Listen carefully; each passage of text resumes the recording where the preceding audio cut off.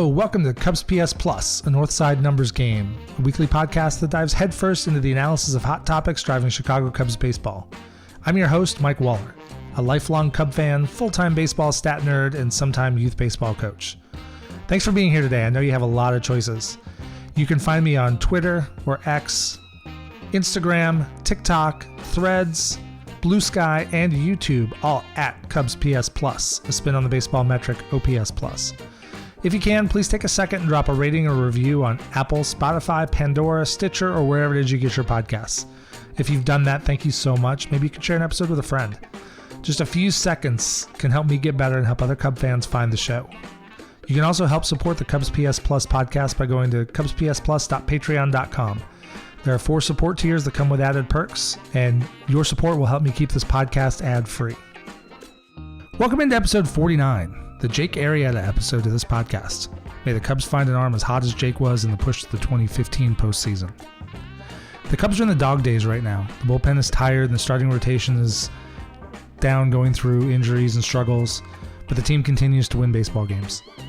There are some big questions as the Cubs move forward towards September, but they're moving up in the wild card race and they're staying on the Brewers' heels in the division. What do the Cubs need to do to stay in the race and get over the hump? Let's discuss. Are you ready? I'm ready. Here we go. So it's the back half of August 2023, and I'm at episode 49 and the Cubs are in contention. Who knew either of these things were going to happen? But I want to thank you for sticking with me. I'm a little bit late on this episode this week. I was all set to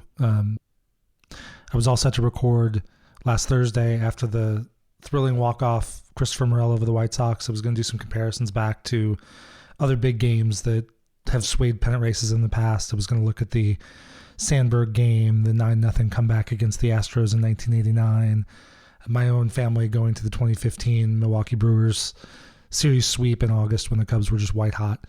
I'll do those another time. The week has kind of moved on. I had a knee injury, had some reaction to some anti-inflammatories and possibly a virus on top. So I've been a bit under the weather and unable to record, but I want to keep this going. I mean, the Cubs are playing fun baseball. I know it's tense. Every game's exciting. When you look at the month of August, the Cubs are 12-6. That's great. I mean, that's a 90-win pace. In games decided by 5 runs or more, they're 2-3. And then when you get to the close games, they've kind of flipped the script from earlier in the season. Early in the season, the Cubs were just losing close game after close game after close game. And this month so far, in games decided by 2 runs or less, the Cubs are 9-3. And in 1-run games, they're 5-2. So they're getting it done. Game after game is close. I mean, looking at the game scores, since the last time I recorded, the Cubs won 2 out of 3 against the Blue Jays. One of those wins was a 5-4 win by 1 run. And then they lost a blowout game on Sunday. And then against the White Sox, they played 2 very close games. They lost 5-3 and won 4-3 in thrilling fashion on that Morel walk-off. If you haven't read it, Sarah Sanchez has a great piece at Bleed Cuppy Blue talking about that comeback win, comparing it to some other games, and just the description she has from being, blocks away from the stadium and being able to hear the noise from the crowd and hear the roar before she actually saw the result on TV. So go check that out if you haven't already. And then against the Royals this past weekend, the Cubs won 2 out of 3. They lost a 1-run game on Friday. They won a 2-run game on Saturday, and they won a 1-run game on Sunday. And then last night they had a 1-run win over Detroit in kind of thrilling fashion. I see a lot of angst and stress over these games, which I totally get. I mean, that's the point of meaningful baseball at the end of the season, right? The Cubs are currently second place in the NL Central. They're 2.5 games behind Milwaukee. And the Cubs are a half game up on San Francisco in the wild card for the second wild card. So the Cubs are now basically a full game ahead of Arizona for being out of the wild card. So the Cubs have put themselves in position from a point in time where at one point in May, they had the worst record in the National League, to now they are very much in contention for their division. They've got a series coming up with the Brewers. And if the season ended today, they're in a wild card spot. In fact, if they ended the season today, they would go on the road and play 3 games in the wild card round against the Phillies in Philadelphia. Not sure that's the greatest matchup in the world, but you know what? I'd take it. And one of the things about late season baseball is it's supposed to be exciting. Games are not easy. Baseball is not easy. Baseball, look at the Cubs last year. The Cubs were out of it. Absolutely out of it. and they put up like a 31-18 final stretch of the season. I mean, the Cubs were better in the second half than they were early. And some of these other teams are not just going to mail it in. The Kansas City Royals made some trades. They picked up some young players who are hungry and they want to show that they belong in the major leagues. Some of these teams, when you replace the guys they trade away with new young blood, those guys come in and it's sporadic and there's a streakiness to it and there's some boom or bust quality to it. But a lot of times those teams get better, or at least they're going to play you tough. And they're not just going to roll over and give up a series sweep because the standings say the Kansas City Royals are the second worst team in baseball and the Cubs are in contention, or that the Detroit Tigers are going to be bad and just roll over because the Cubs are in contention. It's not how it works. You got to play the games. Another thing I've seen lately, I tweeted about it today. The Cubs are facing some pitchers that are not great starting pitchers. Last night they faced Fado from Detroit, who came in with like a 5.3-ish ERA, somewhere between 5.15 and 5.45. I can't remember what it was last night. But when you come in against a starting pitcher with an ERA north of 5, you certainly don't expect to get shut down for 7-8 innings. But there is, I think, kind of a disconnect. I think fans a lot of times see that. They're excited. This Cubs offense has been really good in the second half, although it's cooling off a bit lately. And there's this perception out there that the Cubs are just going to roll out there. Hey, the starting pitcher's got an ERA over 5. We're going to win this game 8-2, 10-2, whatever the case is. And that's not really how the math works. I mean, hopefully that happens. I mean, you're facing a starting pitcher that's not great. Hopefully you can get them in a hole early, knock them out early, get into the middle of a bad bullpen, all that kind of stuff, and run up a score. But really, if you look at a 5 ERA pitcher, that's a guy who, on average, is going to give up between 2.5 and 3.5 runs over 5 innings on an average outing. And so that means the Cubs, would have somewhere between probably 2 and 4 runs by the 5th or the 6th. And if the Cubs are giving up a couple runs, and if the Cubs don't continue to pile on against a mediocre bullpen, you're in a close game. That's how these games are going. And I heard a stat last night, I think it was JD brought it up, that for Fado, despite his high ERA and some of his high numbers, basically he had 2 starts this season back-to-back where he gave up a combined 13 runs across 2 starts. And that jacked up his numbers if you take those numbers out of play. And I know you can't. Your season numbers are what they are. But outside of those 2 games, he's pitched to about a 3.15 ERA. And yesterday, that's kind of where he was. He pitched 6 innings, gave up 4 runs, only 2 of them were earned. So that's a 3.0 ERA for the day. So that's what the Cubs are doing. The Cubs just need to continue to push. So many times early in the season, the Cubs would get up, score 2, 3, 4 runs early in the game, and then that was kind of it. And they had some element of that yesterday. They got up early and then Seiya tacked on a home run. And then after the game was tied, the Cubs got a couple more in the 9th and then managed to hold on. But when you look at these, these games come down to those late innings. They come down to, can you put up a crooked number instead of just getting 1? Can you get that one last insurance run across in the 7th or the 8th that's going to be the difference in the bullpen holding on to a game? Because while the Cubs bullpen has been really, really good, especially since June 1st, they are doing a lot with a few guys. Adbert Alzolay is the closer. Julian Merriweather, Mark Leiter Jr., and Michael Fulmer are carrying the bulk of the load. And you could see it the last couple of weeks. There have been a couple outings where a couple of those guys have been shaky. And it's not that they're bad. It's that I talked about it the last time I recorded, they're all on pace for 70-plus appearances. And that's a load. Now, Fulmer's done that before, but Merriweather, Leiter Jr., and Adbert Alzolay have not.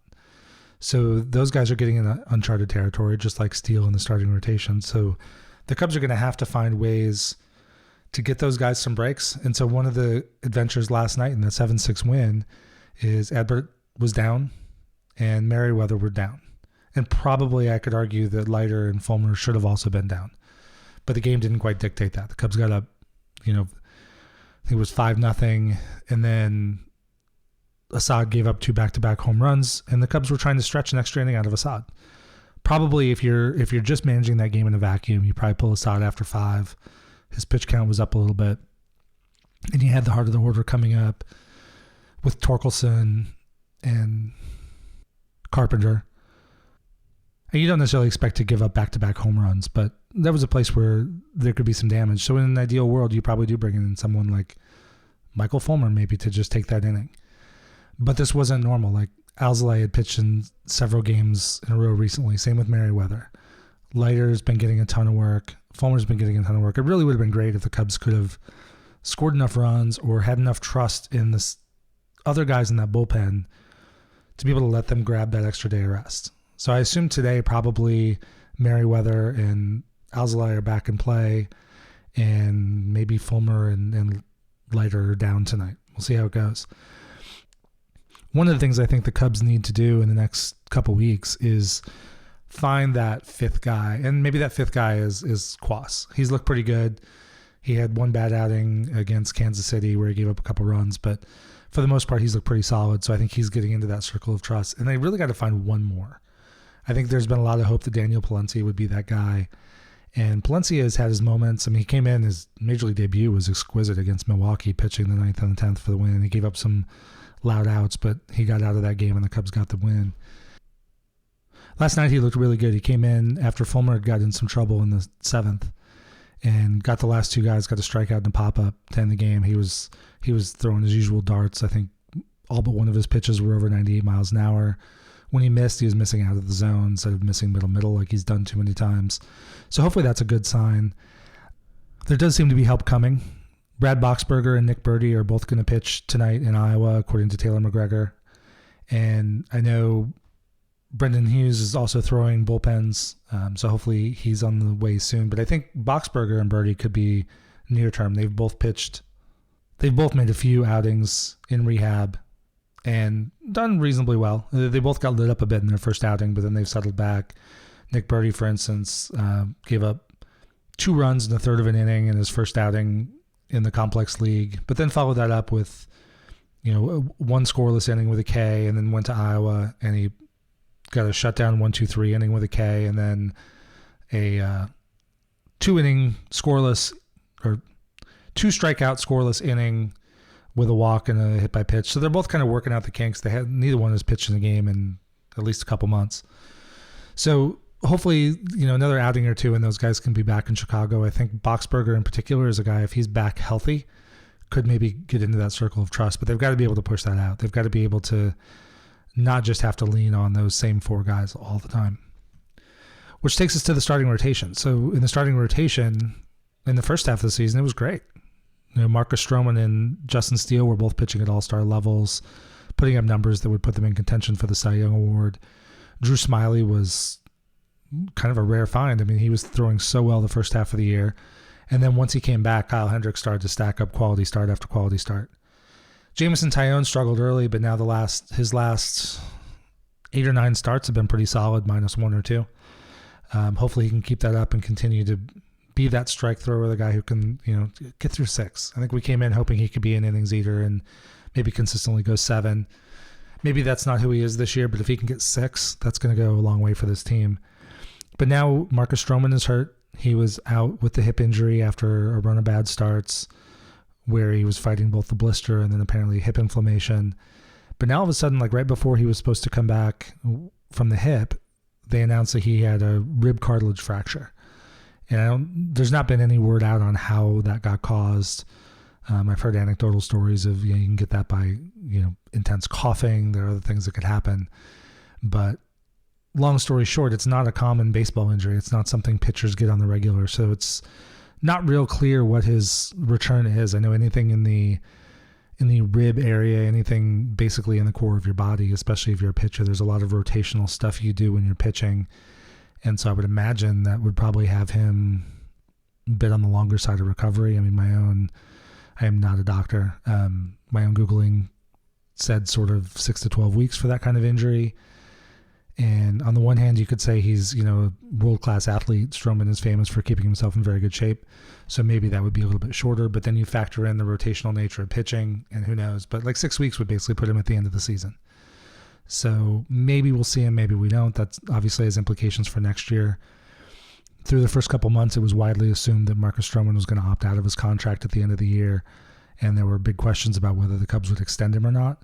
At this point, I certainly don't think the Cubs are going to do an extension when he basically had 6-7 weeks of bad outcomes followed by injuries. But I think it's also a lot less likely that Stroman's going to opt out. He's got about $21 million player option for next year.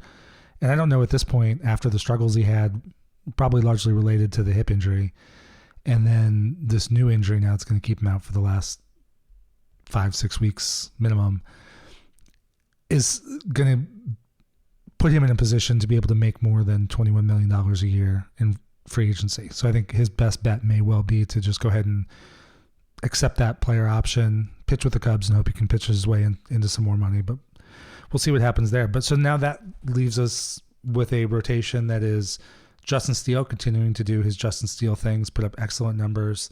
He's second in the National League in ERA.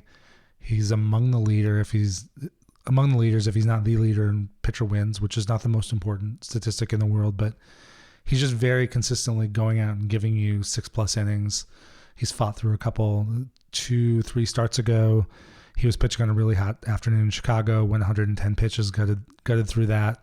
Struggled a little bit his next time out, but he pitched well again his last turn. So he continues to do good things. Jameson Taillon has largely been better. Kyle Hendricks just continues to. Sometimes he doesn't even look that great. He comes out in the first inning, gives up a couple runs, thinking, "Oh, this is rough." Hopefully, he can make it through 4 or 5. And next thing you know, he's pitched 7 innings and given up 2 runs. So hopefully, Kyle can keep that going because the team needs it. So the last 2 spots, or Drew Smyly he's been really, really rough the last month and a half, 2 months. It got to a point where the Cubs were bringing him in as a piggyback after an opener. They did that a couple times, once with Wisniewski and I think the other time with Assad. I may have that one wrong. They had actually pulled him out of the rotation when it looked like Stroman was going to come back. Basically, Assad took Stroman's spot in the rotation, and then Stroman was going to come back and Smyly was going to go to the pen. And he did go to the pen and pitched a couple times and pitched pretty well out of the pen. But now they need him up. So he's going to start tonight's game. We'll see how it goes. I think they have Hayden Wisniewski, who only pitched 2/3 of an inning last night. I think he's going to be set to probably come in if Smyly has issues. We'll see what he does tonight. I think after that, it's going to kind of dictate what the Cubs do the rest of the way. I think the Cubs are going to do everything possible to, while not pulling Steele from anything or skipping a start explicitly, I think they're going to do anything they can to try to give him an extra day in the rotation where they can. So if they have an off day that's pushing, like I think the last time around they had pushed Taillon to regular off days, had pushed Taillon to regular rest. So they brought back him on his regular rest and gave Steele an extra day. I think they're going to do a lot of that. Steele's already passed his innings high for his career, and he's looked good doing it. So I don't think there's any real reason to stop it, but I think they're going to start looking at him and treating him carefully. I mean, late in the season last year, he stacked up some injuries when he got past his up to and past his what had been his career high. So I think the Cubs are just going to continue to be careful. So what do they do with that extra spot? Well, we'll see if Smyly can stick in the rotation, see how he does tonight. I'm hearing a lot of noise about, or at least there's a lot of smoke around Jordan Wicks. Nobody's said anything explicitly. There's some speculation maybe he might come up and start on Thursday in that first game in Pittsburgh. And that might be a way to either, A, potentially bring him into Smyly's spot in the rotation, or bring him up, maybe spot start him here and there, and use him to kind of give Steele those extra days of rest. But Wicks is interesting. He's put up good numbers in Iowa, I think about a 3.8 ERA in 30-something innings, and then he pitched like between 50 and 60 innings in AA with a 3.33 ERA. So, I mean, he's a guy that the Cubs drafted with their first overall pick in 2021, and they expected him to be a quick mover. He was a college pitcher, had some maturity. He's got a number of pitches. He's got a really good changeup, can throw his fastball mid-90s, and they saw him as somebody who would rise up through the system quickly, and that's what he's done. He hasn't necessarily jumped off the page at every level, but he's been consistent and consistently good at every level, and he's moved up pretty quickly, as evidenced by potentially looking at a major league debut, 2 seasons after he was drafted. So we'll see if that happens. And the Cubs are also looking at some other potential call-ups. There's been a lot of noise about Pete Crow Armstrong, who's tearing it up in Iowa after tearing it up in AA, after tearing it up in high A, after tearing it up in low A. I think PCA probably is more of a September call-up. So the way the roster rules work right now, once they get to September 1st, you can expand the rosters to 28. It used to be you could call up basically anybody on your 40-man, and there would be teams in contention or teams not in contention that would, all of a sudden have like 20 guys in the bullpen. That's no longer the case. They could rotate through different guys just like they continue to do. The minor league teams will play through mid to late September. So they will have teams they can bounce down to. But I would expect that, I think there's a really good chance the PCA gets the call up after September 1st. So you can call up 2 additional players. One of them can be a pitcher. So during the regular season, there's a limit to 13 pitchers on the active roster. And with September call-ups, you can go to 14. So it might make a lot of sense if it's PCA and Jordan Wicks. One caveat to each of those is neither Wicks nor PCA are on the 40-man roster right now. The Cubs do have, I believe, 2 open spots at the moment. They did, I'll talk about this more in a minute, but they did DFA Tucker Barnhart. So that opened up another spot, and the Cubs did claim Edwin Uceta from the Mets. He's a right-hander. They brought him in clearly as bullpen depth because he was on the Mets major league roster when he was designated for assignment. He cleared waivers, or he did not clear waivers because the Cubs claimed him, but the Cubs claimed him off their major league or 40-man roster, so he's on the Cubs 40-man roster. But the Cubs do have 2 extra spots right now, so they could just add PCA and Wicks. But then if Nick Birdie or Brendan Hughes or Brad Boxberger come back, they would have to clear additional spots. And when I look up and down the 40-man roster, I mean, I see they've trimmed this quite a bit this year. So on the trimming of roster, we've talked a lot recently in recent episodes about urgency and the Cubs being willing to move away from guys. It was just a couple weeks ago they let Trey Mancini go despite having, $7 million on him this year and next year. Now they let Tucker Barnhart go, who had $3.25 million on this year and next year. So that basically they've already eaten $10 million in dead money against next season. And that is, I guess, both a critique and a credit to the front office. Those were moves that did not work out. They did the same with Eric Hosmer, but I think that was always seen as kind of a flyer from the start, and you were getting him at league minimum for this year only. So there really wasn't that much of a potential harm. But investing 2 years in Trey Mancini, investing 2 years in Tucker Barnhart, and neither one hitting at all, and having struggles defensively, it shows a willingness to walk away from the money, which is a good thing. But hopefully they can get some of those depth players a little bit better next year. But when we look down the roster now with Mancini gone and Barnhart gone and some of these other guys gone, I see on the pitcher side, if the Cubs were going to make any cuts, I mean, you might be looking at Michael Rucker. Maybe Uceta. Maybe Uceta doesn't stick. I know he's been pitching in Iowa, and they took a flyer on him. They could just as easily let him go. They could let Anthony Kay go. He's had big struggles in Chicago. Otherwise, you're mostly down to guys who are either currently on the 60-day IL, so they're not actually on the 40-man, or it's young pitchers. Like even if the Cubs might send Daniel Palencia down, but they're certainly not going to DFA him. He's shown way, way more promise than that. And then on the position player lineup, on the 40-man, you've only got 2 catchers now, so Yan Gomes and Miguel Amaya are going to share that.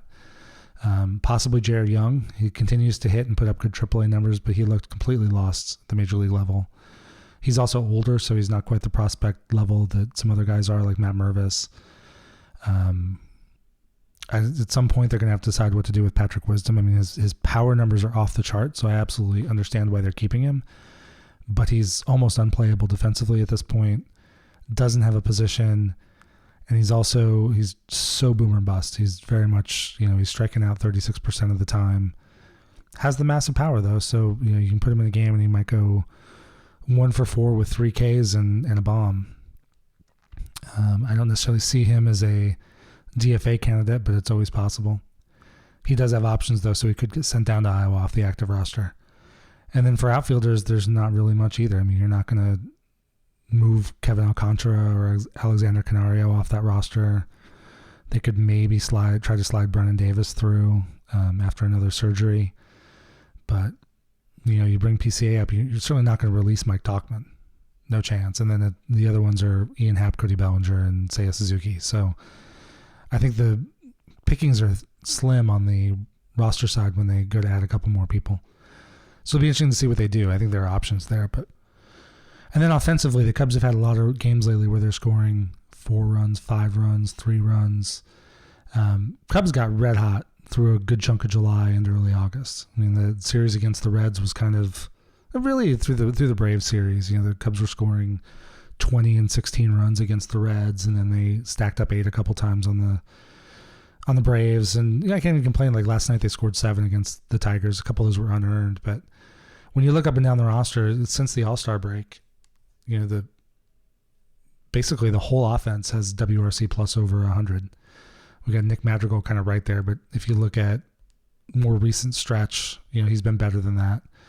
Christopher Morel has had his struggles, but I think Christopher Morel is a guy that you just have to take what you get. I mean, he's so electric. You're gonna get moments like that walk off the other night, like that kind of came out of nowhere, and then he's gonna strike out a bunch of times. Like right now, he's kind of back to where he was towards the end of last year, striking out 38.6% of the time since the All-Star break. But his walks are up. So last year he had a much lower walk rate, but now he's walking 11% of the time, which is really, it's like 5th on the team since the All-Star break, behind Tauchman, Candelario, Happ, and I guess Tucker Barnhart, surprisingly, but that's no more. So he's taking more walks. He's having better at bats. He's just swinging through pitches, and that's part of the learning curve for a kid his age. I mean, he's got so much promise. He's so electric. He'll be interesting to watch the rest of the season. There's been a lot of talk about Ian Happ batting third. A lot of people, and myself included, I probably would move him off that spot. I understand the desire to keep guys in relative consistency. So,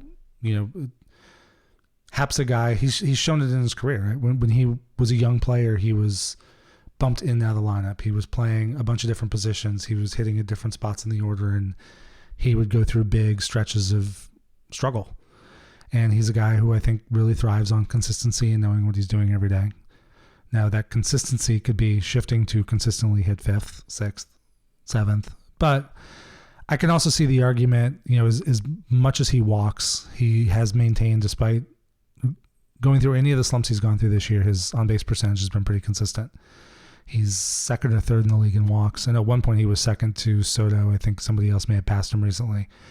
But he gets on base a lot. And so when you have Bellinger batting 4th as well as he's been hitting, it's kind of nice to have a walk machine in front of Bellinger. So I get why they do it.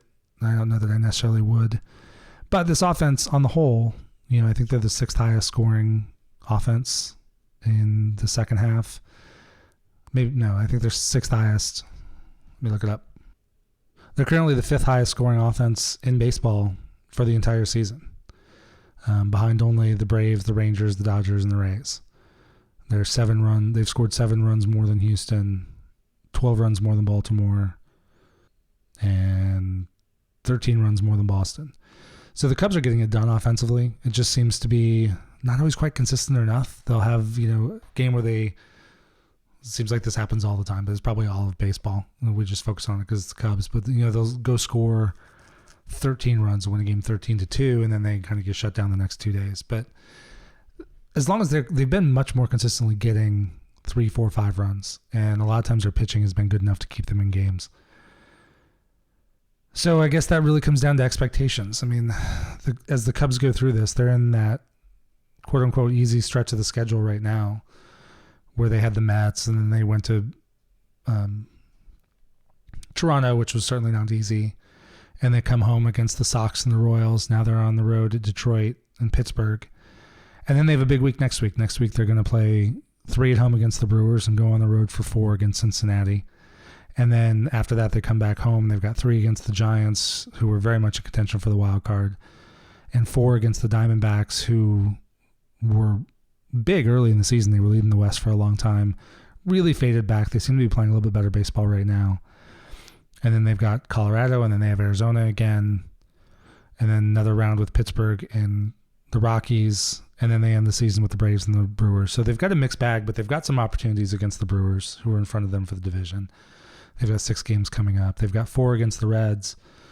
If they could win 3 or 4 of those, that might potentially really knock the Reds back. They've been struggling a bit lately. But they've got chances against good teams, and they've also got some places where they could theoretically pad. So watch these games. I think the Tigers tonight, have a starter who is kind of boom or bust. He may come out and Cubs might jump on him early and run up a big number, or they might kind of get shut down a little bit, and we'll see how it goes. But it's not a great Tiger offense. I mean, we saw classic Javi Baez last night. I love Javi. I'll always love Javi. For so many reasons. I'll always remember his home run against the Giants in the division series in 2016. Into the wind. He hit a shot that probably would have been onto Waveland that barely made the basket because the wind was howling in that night. I'll never forget Johnny Cueto twisting around watching that ball fly out. But he just can't get his strike zone discipline under control. I mean, he did get a double last night, but that double he got last night, his last at bat was a good fastball from Fulmer, in on the hands, broke his bat, blooped it out, just landed on the right field line. So a bit of a lucky hit there. But otherwise, he just looked lost. I mean, he struck out a couple times, and a couple of the strikeouts were bad. I mean, it's just sweeper sliders that were balls out of the hand that he just had clearly just decided he was going to swing at ahead of time. So hopefully the Cubs continue to have him off balance. There are a couple guys to pay attention to in the Tigers order. Like, these teams aren't just going to roll over. Torkelson's been on an absolute tear, and Carpenter's also been hitting really, really well. And, I mean, last night the two of them were combined 7 for 10 with 5 runs scored and 2 RBIs. You got Veerling, who can do a little damage. Javi is going to be boom or bust. Get his hit. He'll strike out a couple times. Zach McKinstry was off to a really big start earlier in the season. He's faded back a little bit. But really, this is a lineup that, hopefully the Cubs can keep them down. They give up just hold them to a couple runs through 6. Hopefully the Cubs can get 4 or 5 and then let the bullpen go to work. But this is where it's, we feel that urgency every night. There's excitement, there's drama. We get annoyed if the Cubs win a game maybe closer than they should have. Like, this is not last year where, oh, hey, the Cubs won today, this is great. No, now they're fighting for something, and you want them to look good, and you want them to look like they're going to build some momentum and carry something through and go on a run. And baseball's hard. One thing I was going to talk about originally is, in my lifetime, which I've got 42 years of following the Cubs going back to about 1982. Yeah, I'm that old. The Cubs have been in contention 16 times in 42 years. So this is number 17. And sorry, this is year 16. They've been in contention 15 years prior, and then this one. And out of those 15 seasons, they've made some form of postseason 11 times. Only 4 times in my lifetime have the Cubs been in contention and came up short. And when I walk through those, a couple of those are particularly painful. But, it started out the very first year they were in contention for me, I was 10. Very early in my Cubsdom, I had no idea that things weren't that easy. But that 1984 team that ran off a 96 and 65 record, that was so much fun. They won again in 1989, 5 years later. So again, like, I'm a Cubs fan after a Cubs drought from 1945, and I've been rooting for the team basically for 7 years, and they've got 2 postseasons. That's pretty amazing. But the 1995 team was probably the first one that was seriously in contention and came up short. That team finished 73 and 71, given the late start after the strike. They wound up 3rd in the wild card race, and they were in it right down to the last week or 2 of the season. They were in for that. That would have been the first year of the wild card. The Rockies wound up taking it, and I think the Cubs finished 3rd behind them in the Astros, but it was pretty close, and they were in it down to the last week plus. 98, they won the wild card with that fantastic year where Terry Mulholland seemed to pitch basically every other game for about 4 innings per game for the Cubs. He had just a rubber arm that year. But then the next time they really lost out was 2001. That 2001 team was good. John Lieber was doing some really good things, and they were, 3 games out in September. They wound up going 88 and 74, but missed out on the playoffs. We all know what happened in 2003, but then in 2004, I've talked about it on this podcast before, like that was a really good team. That should have been another team competing for the World Series title. I mean, they had added Derek Lee that year. They brought back Greg Maddux. They had a midseason trade for Nomar Garciaparra, but Kerry Wood and Mark Pryor couldn't stay healthy. The team led by Kent Merker, so thank you, Kent, especially for not pitching as well as you could have. Really got into it with the announcers the second half of the season. That season just ended so sourly. That was the last year of Sammy Sosa when Kerry Wood legendarily smashed his boombox after Sosa skipped out on the last day of the season when they weren't in contention. It was just ugly. That was a bad year. 07, 08 they won. And then, we had the great run, obviously 2015, 2016, 2017, 2018, 4 straight years in the playoffs, all very good teams. 2018 ended with a whimper, but that team won 95 games. So the Brewers had to get, I think they won their last 8 that season to force game 163, which they won, and the Cubs couldn't score in a wild card game against the Rockies. But 2019 was really the painful year. That was the last year the Cubs were in contention, didn't make it. That team was good. They had some injuries late. They just did not have enough pitching. They wound up going 84-78.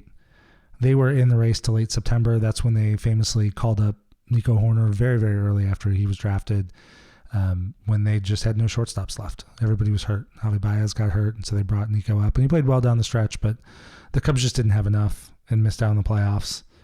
And then since then, they won the division in the COVID-shortened 2020 year, and they've been abysmal the last 2 years. So this is exciting baseball. It's a space we haven't really seen since the end of the good days of the last core.